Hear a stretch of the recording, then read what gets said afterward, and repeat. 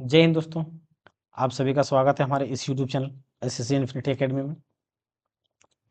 तो आज दोस्तों 9th क्लास का एनसीईआरटी का अंतिम क्लास होगा, जिसमें दोस्तों हम लोग खाद्य संसाधनों में सुधार या इम्प्रूवमेंट इन फूड रिसोर्सेज से संबंधित क्वेश्चन को देखेंगे और इस चैप्टर को रिवीजन करेंगे इस चैप्टर का।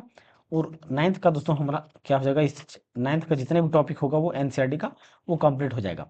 उसके बाद अगले क्लास से दोस्तों हम लोग क्या करेंगे, जो एनसीईआरटी 10th का जितने भी क्वेश्चन है उस सारे क्वेश्चन को देखेंगे और उनसे संबंधित कंसेप्ट को भी देखेंगे और साइंस का रिवीजन करेंगे। तो चलिए दोस्तों क्वेश्चन को शुरू करते हैं। सबसे पहला क्वेश्चन क्या है कि निम्नलिखित में से हरित क्रांति का लाभ कौन सा है।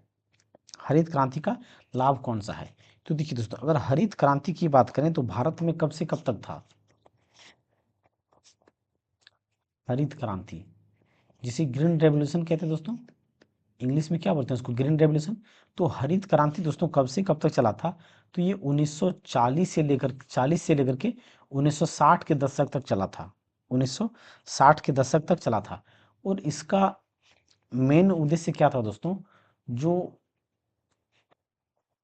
मतलब कि जो कृषि से संबंधित था। किससे, कि कृषि से आत्मनिर्भरता, कृषि पे क्या करना है, आत्मनिर्भरता, कृषि पर निर्भरता, कृषि पर आत्मनिर्भरता, आत्मनिर्भरता, आत्मनिर्भरता, आत्मनिर्भरता। और अगर भारत में हरित क्रांति के जनक की बात करें दोस्तों, तो ये कौन है, एम एस स्वामीनाथन है। कौन है, एम एस स्वामीनाथन, स्वामीनाथन।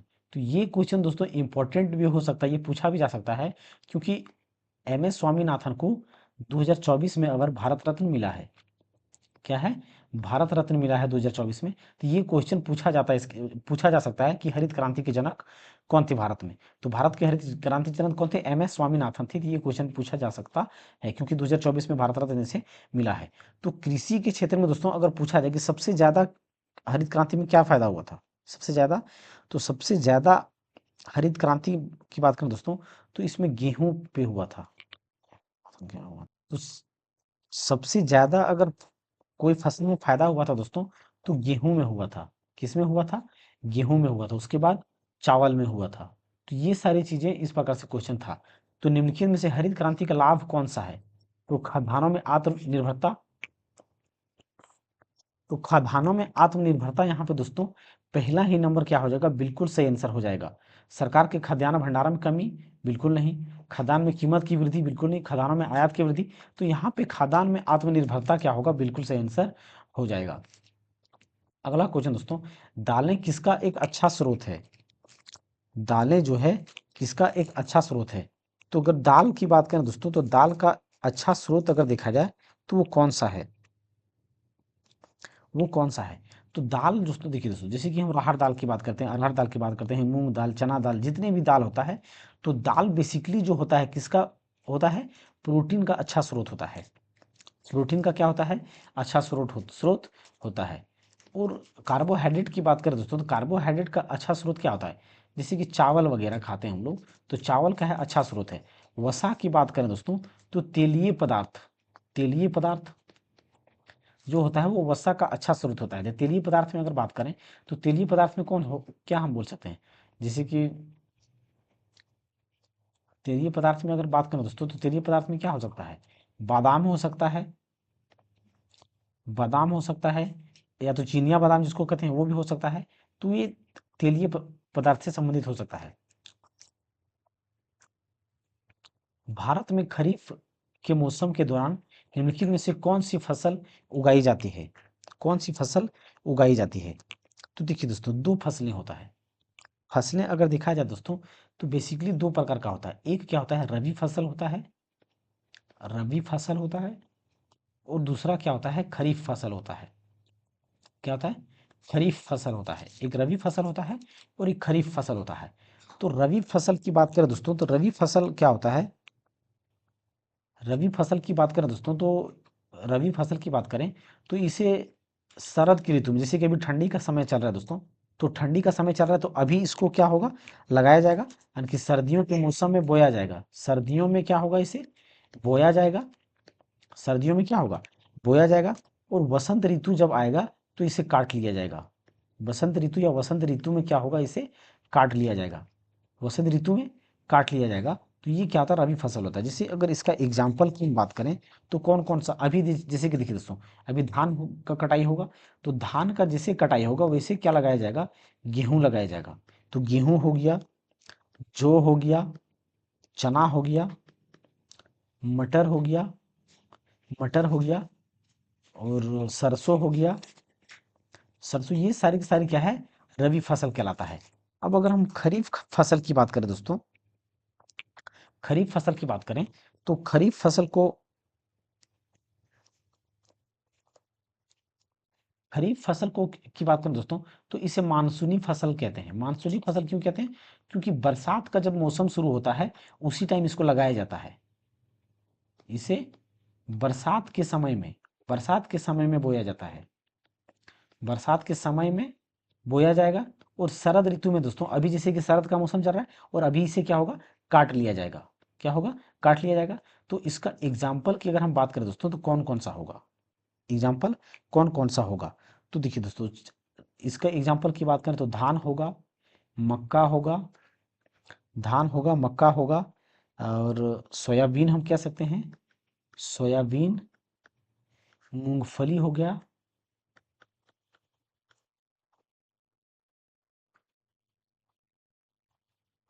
मूंगफली हो गया।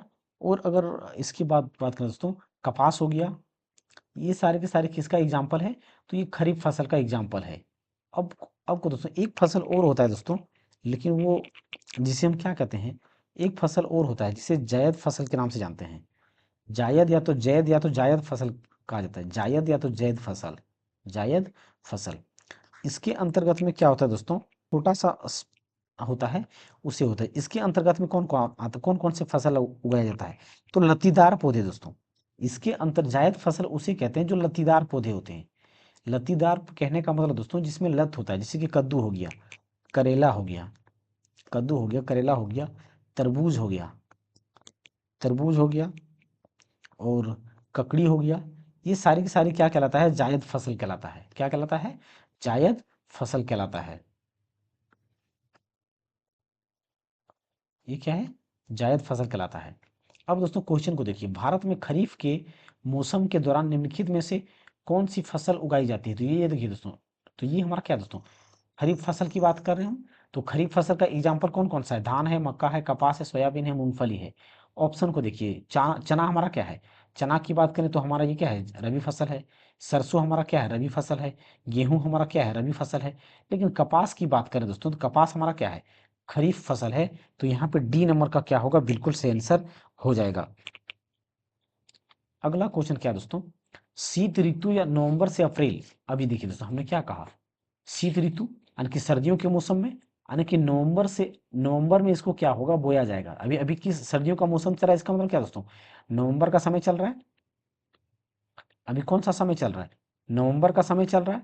तो नवंबर में बोया जाएगा और इसे अप्रैल में काट लिया जाएगा। अप्रैल में क्या होगा, काट लिया जाएगा। और खरीफ फसल की बात करें दोस्तों, तो खरीफ का अप्रैल में बोया जाएगा, अप्रैल में बोया जाएगा, अप्रैल में बोया जाएगा। और इसे दोस्तों मई, जून, जुलाई, अगस्त, अगस्त सितंबर में काट लिया जाएगा। इसे अगस्त और सितंबर में काट लिया जाएगा। तो अब देखिए दोस्तों, यहाँ पे क्या बोला गया है कि नवंबर से अप्रैल में। तो नवंबर अभी क्या है, शीत ऋतु, ठंडी का मौसम चल रहा है। और ठंडी के मौसम में क्या हम बोते हैं, रवि का फसल फसल बोते हैं। तो रवि का फसल आने की यहाँ पे ए नंबर का क्या होगा, बिल्कुल सही आंसर हो जाएगा। रवि फसल के बारे में अभी हम लोग पीछे बात कर चुके हैं दोस्तों। फसल सुधार की प्रक्रिया के लिए संकरण डैश हो सकता है, संकरण डैश हो सकता है। देखिए दोस्तों, संकरण की बात करें जिसे हम हाइब्रिड भी कहते हैं, तो संकरण वो इंटरवर्टियल भी हो सकता है, और इंटरस्पेटिक स्पेसिफिक हो सकता है, इंटरजेनरिक भी हो सकता है, यानी कि सभी प्रकार का हो सकता है। तो यहाँ पे डी नंबर का क्या होगा, सही आंसर हो जाएगा।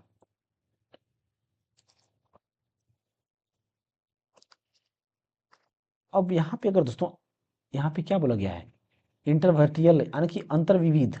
अंतर्विविध का मतलब क्या है, इसमें पौधों के विभिन्न प्रजाति को संकरण करवाया जाता है। पौधों के विभिन्न प्रजाति का संकरण कराया जाता है, यानी कि अलग अलग पौधे को, इसमें अलग अलग पौधे की विभिन्न किस्मों या प्रजाति के पौधों को संकरण किया जाता है। यानी जैसे कि देखिए दोस्तों, ये हमारा क्या हो गया, मान लेते हैं आम का पौधा है और ये क्या है, कटहल का पौधा है। तो दोनों अलग अलग पौधा है, तो दोनों अलग अलग पौधा का संकरण करवाएंगे तो एक नया प्रकार का पौधा निकलेगा। तो ये संकरण या तो हाइब्रिड कहलाता है। ये क्या कहलाता है, संकरण या तो हाइब्रिड कहलाता है। अगला हमारा क्या है दोस्तों, अंतर जातीय। अंतर मतलब क्या होता है, एक ही जात का। अंतर मतलब क्या होता है, एक ही जाति जाति का होता है। तो पौधे की एक ही प्रजाति का होगा, पौधों पौधों के एक ही जाति या एक ही किस्म, एक ही जाति या किस्म का, एक ही जाति एक ही जाति या एक ही जाति या किस्म का संकरण करवाना अंतरजातीय कहलाता है। अगला हमारा क्या है दोस्तों, एक तो अंतरवंशीय। अंतरवंशीय यानी कि इसमें पौधों के विभिन्न प्रजातियों से करेंगे, पौधों के पौधों के विभिन्न प्रजातियों से, पौधों के विभिन्न प्रजातियों से इसका हम संकरण करवाएंगे। विभिन्न प्रजातियों से संकरण, प्रजातियों प्रजातियों से संकरण करवाना, से संकरण। तो ये तीनों प्रकार का संकरण किया जा सकता है। तो यहाँ पे डी नंबर का सही आंसर हो जाएगा। निम्नलिखित में से कौन सा सूक्ष्म पोषक तत्व मिट्टी में मौजूद होता है और जो पौधे की वृद्धि के लिए आवश्यक है, पौधे की वृद्धि के लिए आवश्यक है। तो वो हमारा क्या है दोस्तों, आयरन है। क्या है, आयरन है। तो यहाँ पे बी नंबर का क्या होगा, बिल्कुल सही आंसर हो जाएगा, बिल्कुल सही आंसर हो जाएगा। पौधों की बात करें दोस्तों तो दो प्रकार के होता है। पहला एक क्या होता है, सूक्ष्म होता है, सूक्ष्म सूक्ष्म पोषक तत्व होता है, सूक्ष्म पोषक तत्व, सूक्ष्म पोषक तत्व। और एक क्या होता है, अति सूक्ष्म पोषक तत्व, अति सूक्ष्म पोषक तत्व, अति सूक्ष्म पोषक तत्व होता है। तो सूक्ष्म, अगर सूक्ष्म पोषक तत्व की बात करें दोस्तों तो इसके अंतर्गत में एक ट्रिक्स होता है, चॉपकिंस। क्या होता है, चॉपकिंस। क्या होता है, चॉपकिंस। चॉपकिंस की बात करें दोस्तों तो चॉपकिंस में इसको सूक्ष्म है, इसका मतलब क्या है दोस्तों, इसको मैक्रो बोलते हैं, मैक्रो, मैक्रो पोषक तत्व। और इसको बोलते हैं माइक्रो, माइक्रो मतलब छोटा होता है, तो माइक्रो ऑर्गेनिज्म। ये क्या है, माइक्रो ऑर्गेनिज्म। तो ये माइक्रो न्यूट्रिएंट है, ये क्या है, माइक्रो है।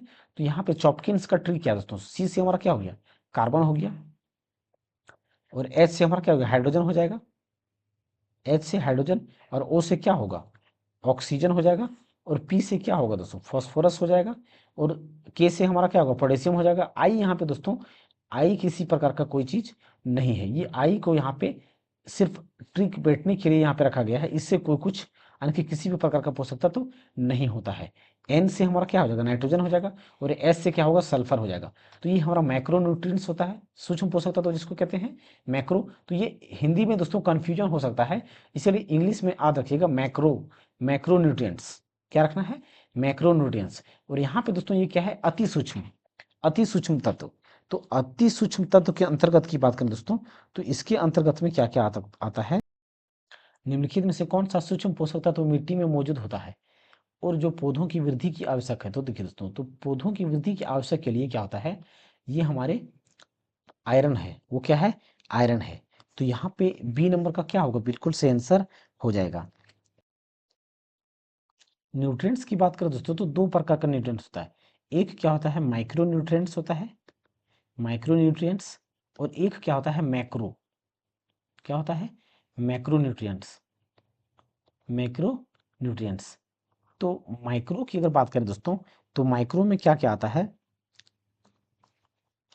माइक्रो में दोस्तों यहाँ पे जिंक आता है, कार्बन आता है, निकेल आता है, और आयरन आता है। माइक्रो में क्या आएगा, आयरन आएगा, जिसे हम एफ ई कहते हैं। आयरन को क्या बोलते हैं, एफ ई बोलते हैं। तो आयरन आएगा, और इसके साथ साथ इसमें और कुछ मोलिब्डेनम, एक तो होता है दोस्तों मोलिब्डेनम। एक क्या होता है, मोलिब्डेनम तत्व भी क्या होता है, किसके अंतर्गत आता है, माइक्रोन्यूट्रिएंट्स के अंतर्गत आता है। अब मैक्रो की बात करें दोस्तों तो मैक्रो का एक ट्रिक क्या होता है, चॉपकिंस। क्या होता है? चॉपकिंस। चॉपकिंस। चॉपकिंस में दोस्तों यहाँ पे आई तो यहाँ पे इसमें है, तो आई इसमें नहीं होता है, सिर्फ ये सही सही ठीक बैठने के लिए, ये ट्रिक या लॉजिक ठीक बैठने के लिए इसको रखा गया है। अब सी से कार्बन हो जाएगा, एच से हाइड्रोजन, ओ से ऑक्सीजन, और पी से फास्फोरस, के से क्या हो जाएगा हमारा पोटेशियम, एन से नाइट्रोजन, एस से सल्फर। इसके अलावा दोस्तों इसमें क्या होता है? कैल्शियम होता है, कैल्शियम होता है, और पोटेशियम तो हमें क्या दिया? मैग्नीशियम भी होता है, कैल्शियम और मैग्नीशियम भी होता है। तो ये हमारा दोस्तों तत्व हो गया। अब इसमें आंसर कौन सा है? बी नंबर का हो गया है। नेक्स्ट क्वेश्चन दोस्तों, मिट्टी को भरपूर बनाए या पुनः पूर्ति करने के लिए खेती में डैश डाली जाती है, डैश डाली जाती है। तो मिट्टी में क्या डाला जाता है दोस्तों? मिट्टी में क्या डालते हैं? जैसे कि हम कोई भी फसल का खेती उगाते हैं तो उसमें हम क्या डालते हैं? क्या पानी डालते हैं? तो पानी तो होगा ही दोस्तों। कवकनाशी डालते हैं, तो उसमें दोस्तों हम क्या डालते हैं? खाद डालते हैं। क्या डालते हैं? खाद डालते हैं, या मिनरल्स, या जिसको हम क्या बोलते हैं? फर्टिलाइजर बोलते हैं। गीले अपशिष्ट को खाद में बदलने की प्रक्रिया को डैश कहा जाता है, डैश कहा जाता है। तो उसको क्या कहा जाता है दोस्तों? कंपोस्टिंग कहा जाता है। उसे क्या कहा जाता है? कंपोस्टिंग कहा जाता है। वर्मी कंपोस्टिंग एक विधि है जिसमें खाद बनाने में डैश का उपयोग होता है। तो किसका उपयोग होता है दोस्तों? वर्मी मतलब ही होता है केचुआ, जैसे कि वर्म, वर्म मतलब क्या होता है? केचुआ। तो वर्म से अर्थ वर्म, यानी कि केचुआ जो होता है किसान का मित्र भी कहा जाता है। तो केचुआ का इस्तेमाल किया जाता है, जिसे केचुआ को किसान का मित्र भी कहा जाता है, किसान का मित्र भी कहा जाता है, कहा जाता है। सा व्यावसायिक रूप से उत्पादित रासायनिक पदार्थ है जो मृदा की उर्वरकता को बढ़ाता है। तो वो हमारा क्या है दोस्तों? फर्टिलाइजर है, जो व्यावसायिक रूप से या तो कृत्रिम रूप से बनाया गया है। तो यहाँ पे डी नंबर का क्या होगा? सही आंसर हो जाएगा।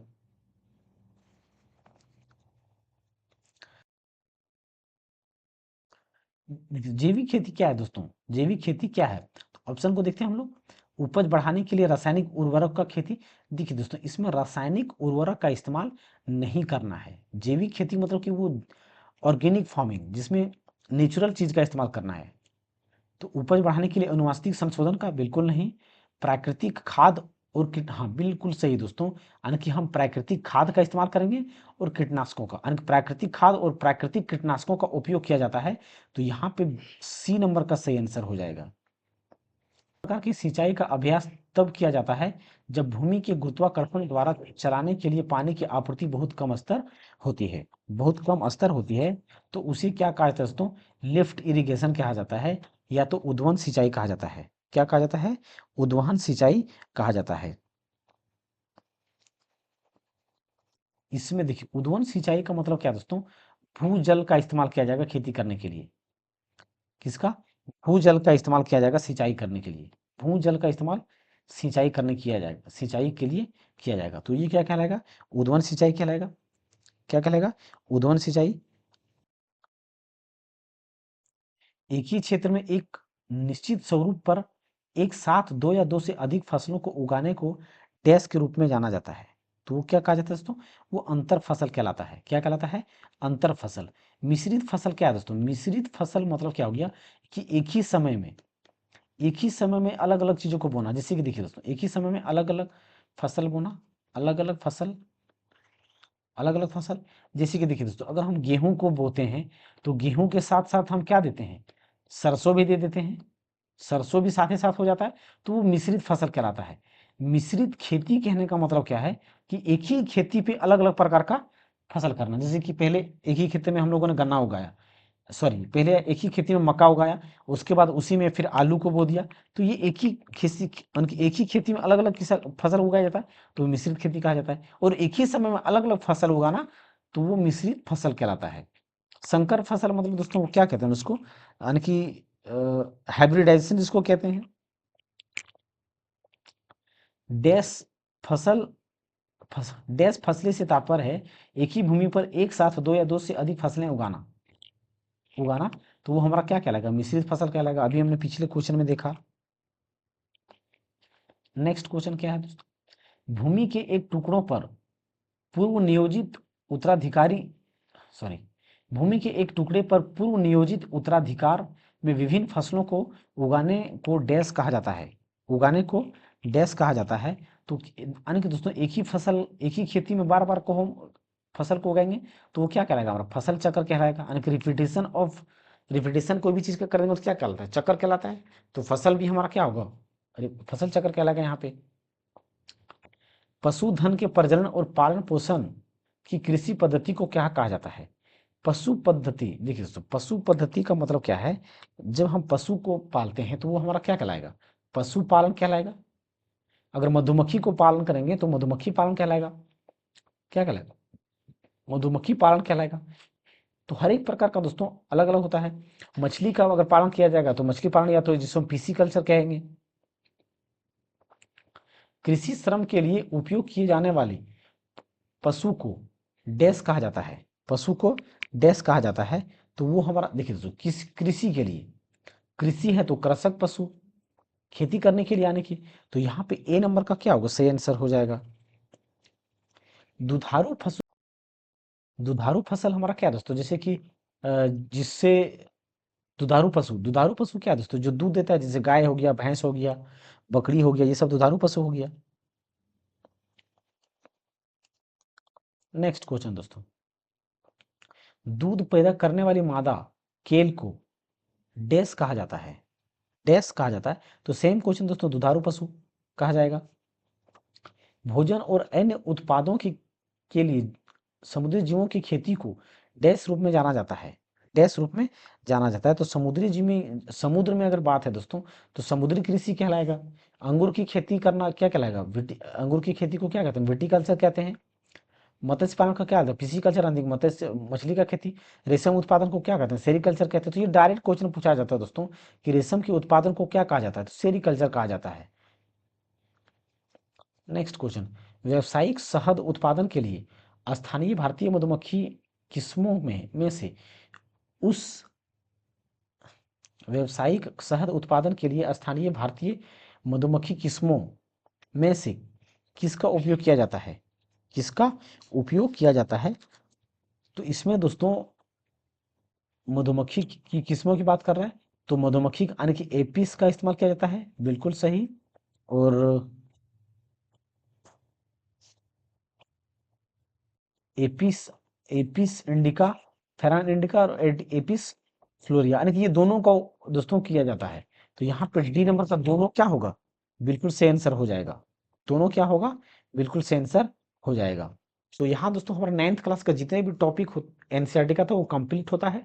अगले क्लास में दोस्तों हम क्या करेंगे, 10th क्लास का जो भी होगा सारे क्वेश्चन को कंसेप्ट के साथ रिवीजन करेंगे और अपने दोस्तों बेस्ट स्कोर करने का प्रयास करेंगे। तो अगर दोस्तों आप पहली बार आए तो हमारे चैनल को सब्सक्राइब करें और दोस्तों के साथ शेयर अवश्य करें। और हाँ दोस्तों अगर आप इसका पीडीएफ डाउनलोड करना चाहते हैं तो यहाँ पे इस स्कैनर से स्कैन करके टेलीग्राम ज्वाइन कर सकते हैं और पीडीएफ डाउनलोड कर सकते हैं। या तो मैं डिस्क्रिप्शन में लिंक डाल दूंगा टेलीग्राम का, वहाँ से भी आप टेलीग्राम पे ज्वाइन करके पीडीएफ डाउनलोड कर सकते हैं। थैंक यू दोस्तों, जय हिंद दोस्तों।